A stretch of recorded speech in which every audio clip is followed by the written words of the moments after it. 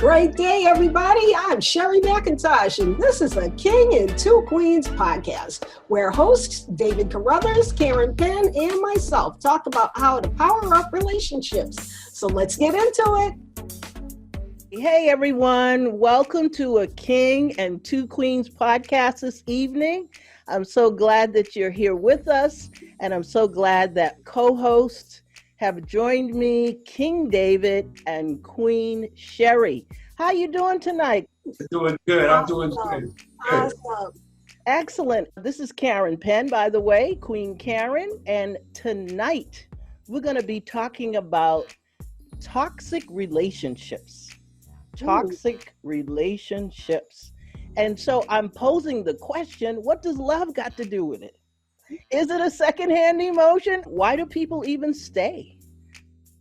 Of course, as you know, like we do, we have to go back to the time tunnel.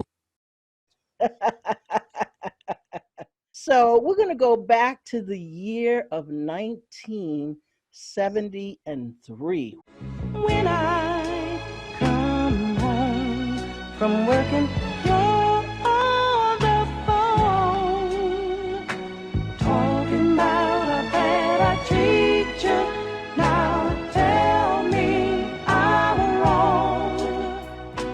You say it's me who argues. I'll say it's you. We have got to get together, oh baby, with you. That was back in 1973, the Stylistics. Break up to make up. That's all we do. First you love me, then you hate me. It's a game, but it's a game for fools.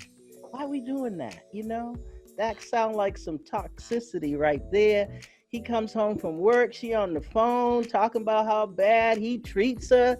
She say it's you. Y'all just pointing fingers at each other. Toxicity. So let's get into the conversation, King David and Queen Sherry. Why do you think that people stay in toxic relationships? They're afraid to be alone. Afraid to be alone. All right. They don't want to be alone in their thoughts, in their head, ruminating over their insecurities. They'd rather be in a bad relationship than no relationship. No relationship at all. Ooh, that's so true. It's sad, but it's the truth. It's really the truth. King, can you chime in on that? Yeah. Basically piggybacking on what she says, some people hate to be alone. And something is better than nothing for a lot of people. The sad thing, though, when you do that is that you actually settle for less. And then when you settle for less, you get less. You do. When you settle for less, you definitely get less. That's so true. Do you think love has anything to do with it? What does love have to do with that? You love think that's has love? Well, no. Love has everything to do with everything. And love has everything to do with a good relationship or good marriage. The problem is that there's too many definitions of what love is. Okay. I like that, David. Yes, too many definitions. Would you agree, Sherry? Yes, I would. Mm-hmm. I was going to say, it's the illusion of love. Illusion. I like that. Ooh. Because people fall in love with the idea of love, what they see on TV. People love weddings. They love, the color schemes, the whole nine, walking down the aisle saying I do, and they lived happily ever after. That's what it appears to be. Fairy tale. I'm totally guilty. The soap operas have had me on a roll at one time. I thought, okay, this is how we do it, showing the love like the TV, Not realistic. That's not realistic. It really isn't. It's not realistic. So I wanted to look at 3 toxic behaviors, and I'd like you to chime in on it. We're going to look at 2, And then I want to show a clip and then have you respond to the clip in relation to the third toxic behavior. The first toxic behavior is when you feel like you have to ask permission. A mature adult relationship is comprised of two adults, and adults do not have to ask one another for permission.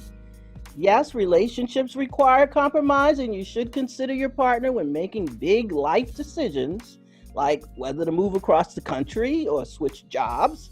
But if you feel like you need permission to make plans with friends or you find yourself feeling uncomfortable about making a simple choice without seeing if it's okay, there's something wrong. Mhm.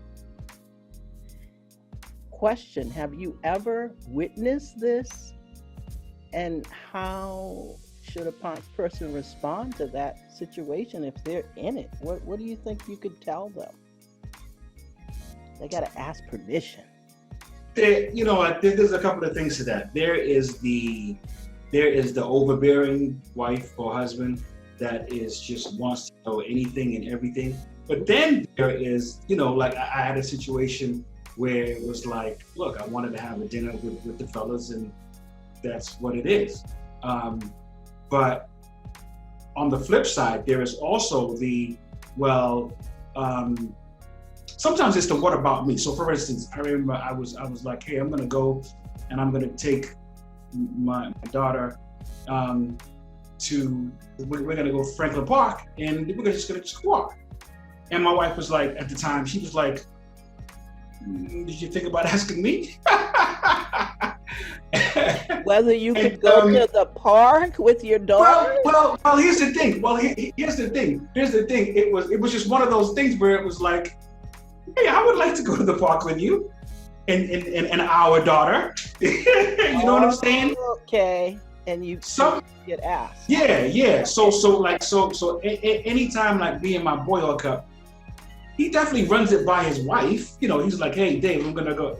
Honey, I'm gonna go see Dave. Is that cool? Or it's not. Is it cool? It's just there's just a respect thing of okay. Hey, I'm gonna be out for a few hours. I'm gonna be out for several hours, and that's okay, right? It's just it's a touch and base. Sure. I think it's a problem when it gets overbearing and you feel like you can't go anywhere. But it's just about a healthy balance, though. That's all. Yeah, a healthy balance. I like that, David. Queen.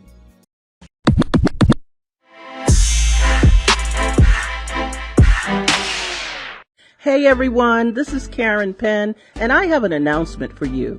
Are your relationships complicated? Are you tired of being alone? Do you need support on refocusing and maximizing your potential? Start a new journey with one of our certified life coaches to help you find balance and learn how to engage in more meaningful relationships. Connect with us at akingandtwoqueens@gmail.com. That's spelled a king, the letter N, the number 2, and the word queens @gmail.com.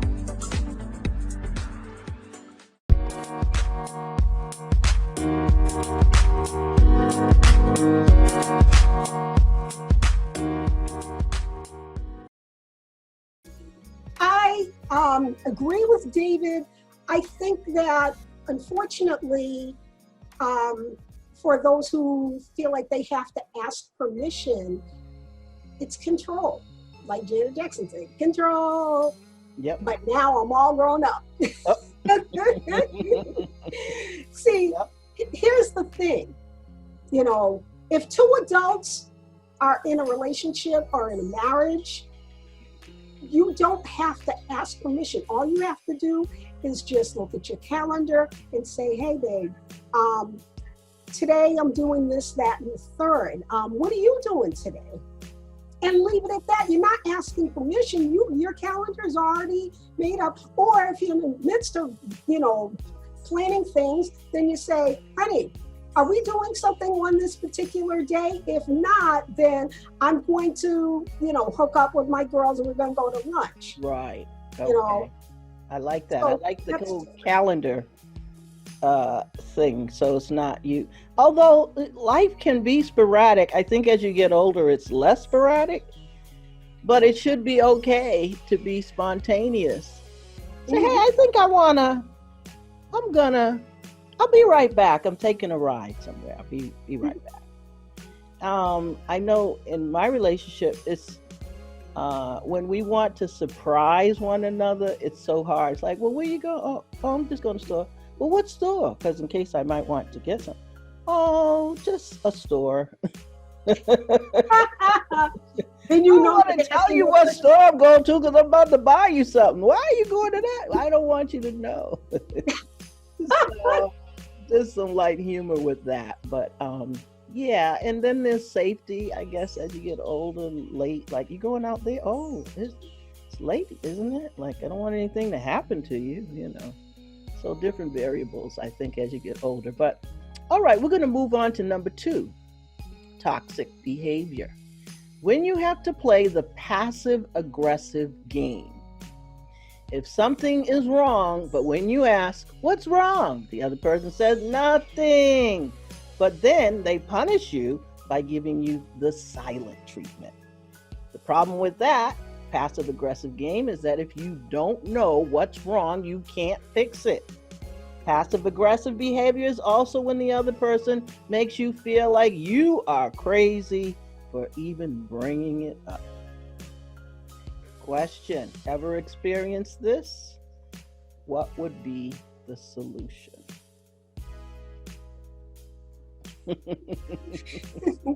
Yeah, definitely. Go ahead, Sherry. I was going to say yes and no. Okay. In my current relationship, no. But in the previous one, yes. Okay. Drives you absolutely bananas. Drives you you know, bananas. You watch people and you know they're going to. You absolutely know beyond the shadow of a doubt. So just being, caring, you say, hey, what's going on? What's on your mind? And they're like, oh, nothing. What makes you think there's something on my mind? I can't. Right.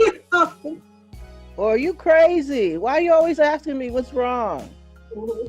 I'm not crazy. I can sense something's wrong. You just don't want to tell me. Exactly. Why do you think people do that? Because they're crazy themselves. This is true. You're hiding. I think that, here's what I think. I think that in the early stages of the relationship or marriage, I think that that's okay because you're trying to figure each other out. But after a while, it's like, look, and then so for instance, I've had some people. So for men, it's not easy for us to tell you what's on the core of what's on our hearts. So usually, the woman has to do a little bit more or a lot more prying. I'm not too sure if I'm saying the right word, but they have to do a lot more digging, and they have to kind of cultivate that thing where we're like, okay, this is what it is, because men haven't been trained to basically say what's on our heart. But after a while, after some years, it's like, okay, I'm safe here, right? She's safe with me, and vice versa. And you should be able to say what it is, because if you're not, you're going to lose. I saw, you know what I mean? The movie, The Breakup. That's not where we're going, right? Because I don't want to spoil it. No, it isn't.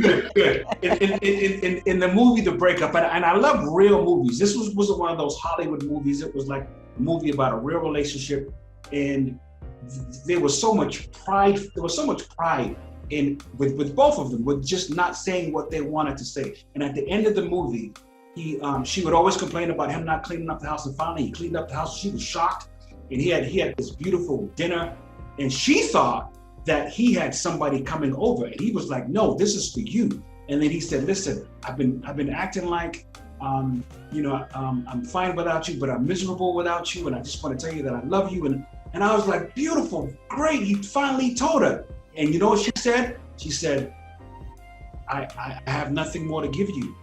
He waited too long. Wow. He waited too long. Ooh, ouch. That hurt. Yeah, ouch, he's right, yeah. That hurts. Tragic. You know, I discovered as an adult, wish I knew a lot of things when I was younger. It would have helped in my relationship, in my marriage. Men, they, like you said, David, they need a safe place. They need to feel like it's safe in order to open up. Women, they'll get with another woman and share. You know, of course, they don't want to talk to a gossip columnist, but they will share. Women will share birthing experiences. That's a very private, intense experience, but they'll share it like they're just talking about coffee and tea, and how good the pound cake is. But a man, he doesn't open up with private. They'll talk to you about everything else, but when you start talking private, personal, crickets. It's almost like they do the raised eyebrow, like they're getting emotional. It's time to go. Yeah. They just don't do that. And I often wondered why men seem to click when they talk. When you listen, they're talking about very superficial things. Yeah, I went to the shop the other day, man. I got this tool. Yeah, oh, I know a better shop. I know where I got this tool. Tools? That's not nothing about feelings. Women don't do that. They talk about, That's why we need you. we need each other. We do. We need that for balance. You have to look at how guys are raised and how girls are raised. Mhm. Guys are raised, and I'm talking old school. Men don't cry. Don't cry. They don't share their emotions. You could have done something as a kid and get your behind beat. And you're not supposed to cry. Don't Shut cry. up, or I'll give you something to cry for. Meanwhile, the tears are rolling. You might not be screaming out, but you're screaming on the inside. Yeah, even if you like fall off your bike and your leg is gashed, you didn't get beat up. You cut. You ain't supposed to cry. Like, wait. That's really a lot to hold in and to train yourself. No matter what happens, hold it in. But let's keep it moving here with toxicity, and we're going to look at something that I think is at the highest level of toxicity, if you will.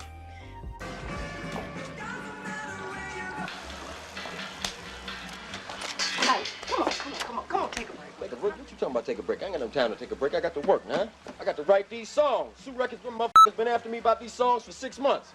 You know how much money I owe Sue Records? What you mean, old Sue Records? Much as we work, they always giving you stacks of cash whenever we do a show. I know I don't spend it. Oh, no? But what about what all them wigs and wardrobe and whatnot you got in the back there, huh? What about the way you got this place decked out, huh? All this furniture, that fish tank, the sofas, this fountain and shit. That shit costs money, Anime. I got to pay the girls and I got to pay the band. And on top of that, I'm trying to build us a studio. You know you want the studio. And I'd have it by now. You would sing the songs the way I tell you to sing them, Anime. God dang. That's what I've been trying to do, right? I mean, but they all sound like the same, you know? What? I ain't hear you. What you say? I ain't hear you. I ain't hear you. What you say? I said, I mean, not exactly, you know? I mean, but you do have your own style. Wrong style, uh-huh. Uh-huh, what's wrong? I promise you wouldn't have to with me, please. Like, where you going? Come here. Where you going?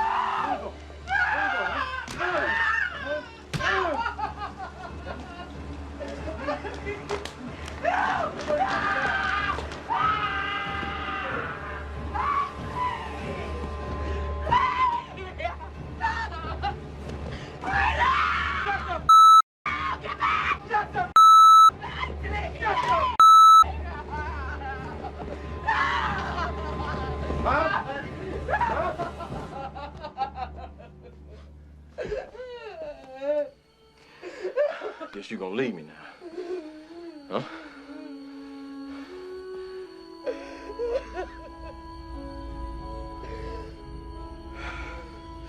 Go on then.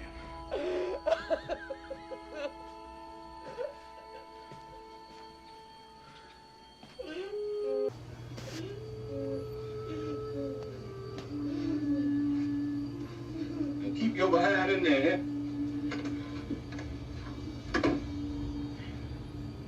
Everything all right, man? Your mama just talking. Go on. Y'all gone. I said go.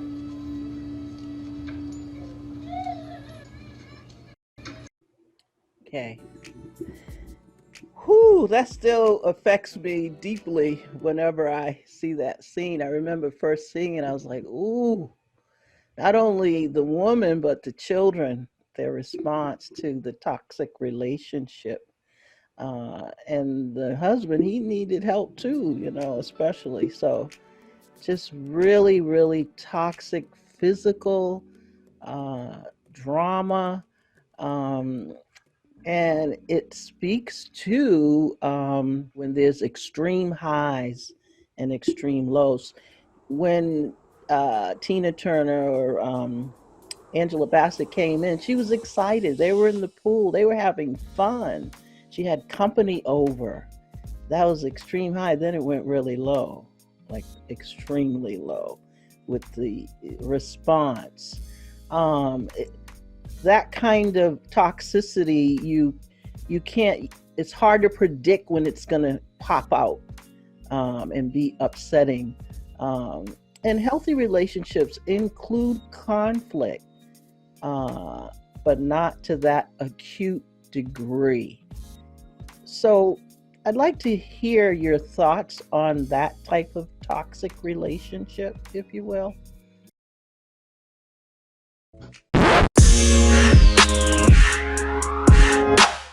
Hey everyone, we just got to take a quick commercial break right here. So sit tight, we'll be right back. This is Karen Penn, and I have an announcement for you. Are your relationships complicated? Are you tired of being alone? Do you need support on refocusing and maximizing your potential? Start a new journey with one of our certified life coaches to help you find balance and learn how to engage in more meaningful relationships. Connect with us at akingandtwoqueens@gmail.com. That's spelled a king, the letter N, the number 2, and the word queens @gmail.com.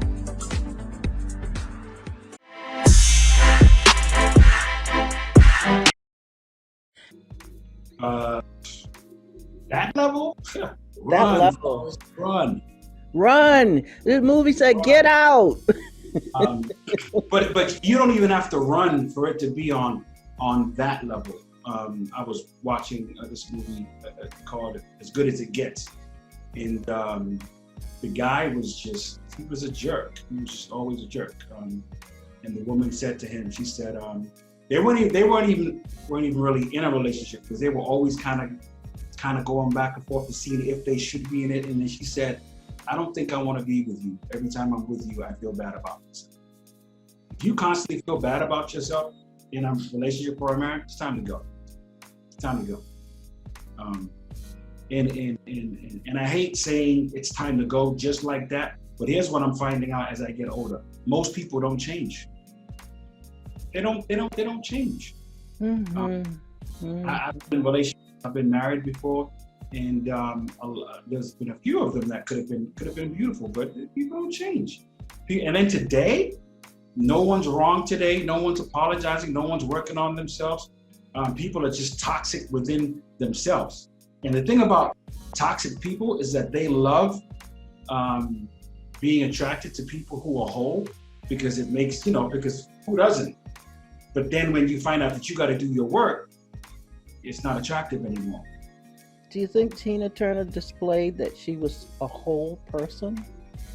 I think she displayed that she was a whole person when she left. Definitely. Because it got to a point where she was looking at herself in the mirror saying, I'm better than this. Ooh, yes. Yes, she's definitely is better than that. Queen. It's difficult to watch because I have two trains of thought. Number one, physical abuse is never okay by either party.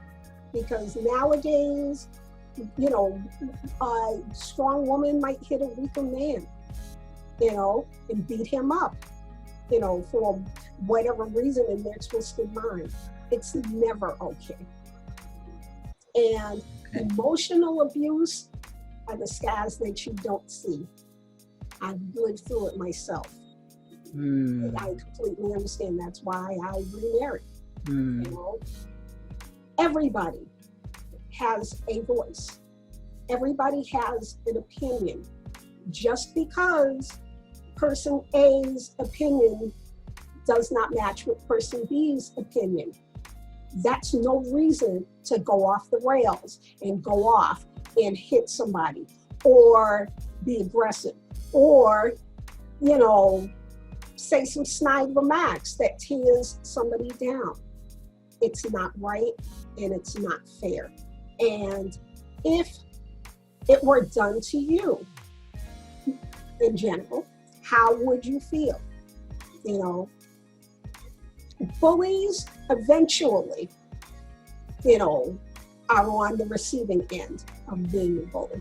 You know, because that's really what we're talking about when it all boils down to it, the toxicity of being a bully, because that individual is raising themselves above everybody else. They feel like they have the power. They're really powerless, but in their mind, they have the power. And sometimes it's because they were bullied themselves and now they feel like I'm never going to be bullied again. But then they end up being the bully. They end up being the abuser. You know, abuse is, again, not always physical. It can be emotional. Sure. Yeah, that was heavy for me.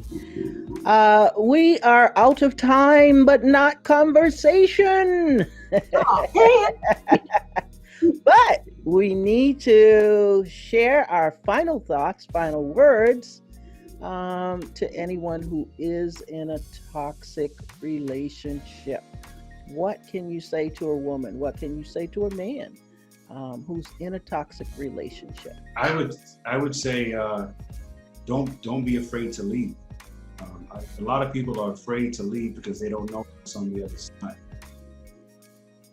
And you're not always going to know what's on the other side because you're not supposed to know that yet.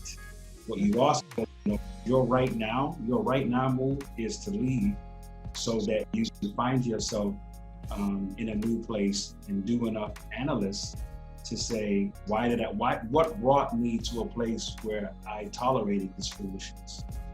And what do I need to do to get to a place where I change my mindset so that the next one is a beautiful thing instead of the same thing?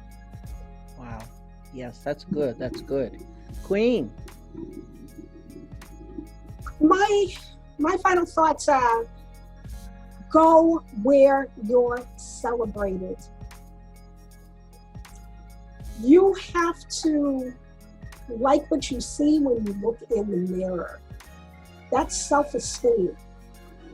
Nobody, no man, no woman, no child should ever put their hands on you. It is not okay. Please have enough self-esteem to say that you're better than this and walk away.